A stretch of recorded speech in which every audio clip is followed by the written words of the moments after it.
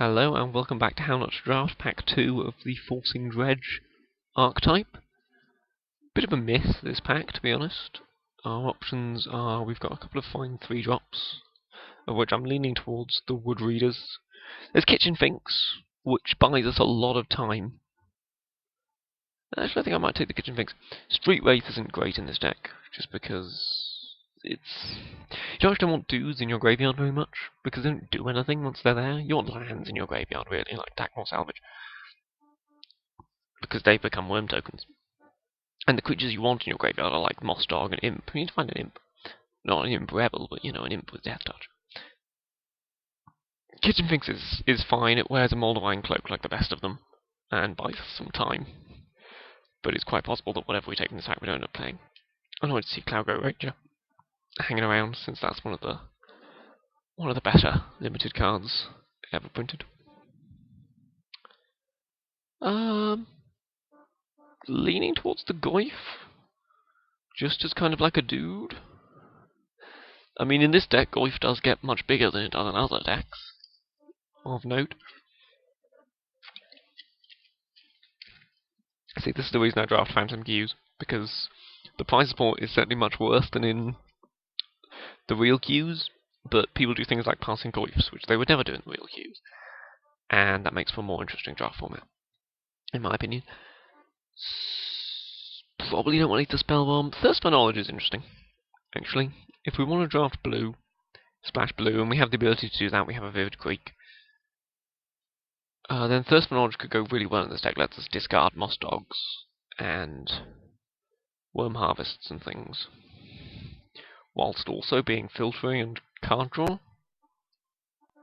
I'm going to take Thirst for Knowledge. I mean, Goyf is only a dude. Like, I can live without dudes. Middle of pack 2 now, the Sen's Enlistment's getting more and more important to me, but I'm still going to take Dakmor Salvage. Gifts would be an interesting one in this deck. You could gifts for, like, Worm Harvest, Dakmor Salvage. Have them both put into your graveyard, and then just have a whale of a time. But you don't need a tutor in this deck, because you're dredging 3 to 5 a turn, hopefully. And so, you just don't need to tutor things up, because everything's going to end up in your graveyard eventually. Like, by the time you win the game, half your deck's going to be in your graveyard. Hopefully that half includes a win condition, which we yet to find. Probably taking Raven's Crime here. Like, it's possible at this point I should start wanting a Spoloth Ancient or some way to close out the game. But I have faith. I have faith in the appearance of a Worm Harvest before the draft is over.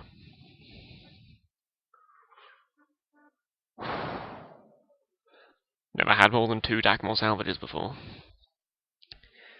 Maybe I still won't, maybe I still just want Thirst for Knowledge more. No, I'm going to take Dakmor Salvage. This deck wants nothing more than lots and lots of Dakmor Salvages. Wish I'd taken the Sen's Enlistment over the last one now, since they are probable to wheel.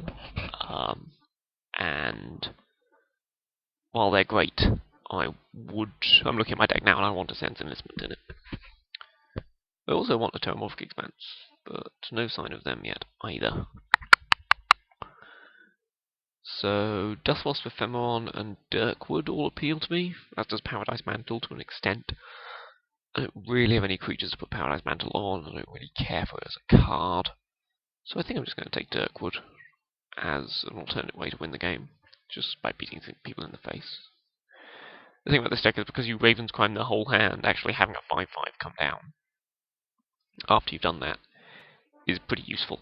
Like, you need something on mop-up duty to kind of clear up after you've won. Definitely taking Thallid Sheldweller here.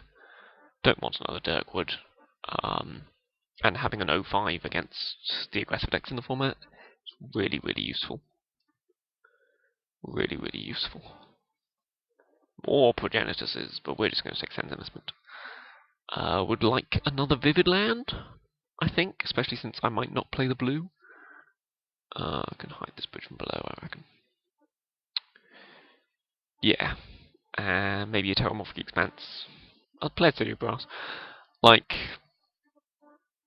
my colours are pretty awkward right now, and that's pack 2 gone without a sign of a Worm Harvest, so that's worrying. Definitely taking the Wood Readers here.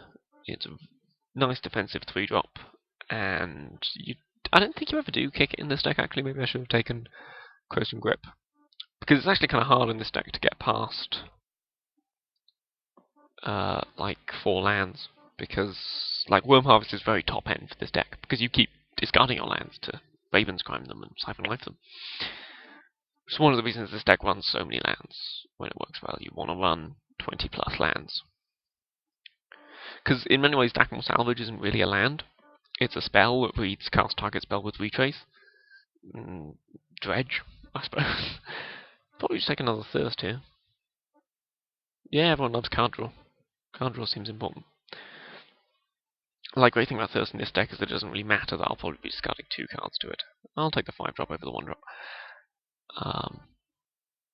Because putting cards in my graveyard is kind of important to me. So pack 2 was actually really bad for me, looking at my cards now. I picked up a Sen's Enlistment and a Dackmore Salvage or 2, which are good, but I really need some more spells with Dredge and a way to win the game. Some more ways to win the game. Or else this recording of what's supposed to be an awesome deck will end up being somewhat embarrassingly shit. I'll take Dream Spoiler Witches. Don't want to thirst for knowledge, especially since I'm not 100% on playing the first 2. Take a Deep Cavern Imp. Might need them to discard my cards. Hopefully won't. Oh, Glimmer Void. I'll hide you. If only I had enough artifacts to mean that you made whatever colour of mana I liked.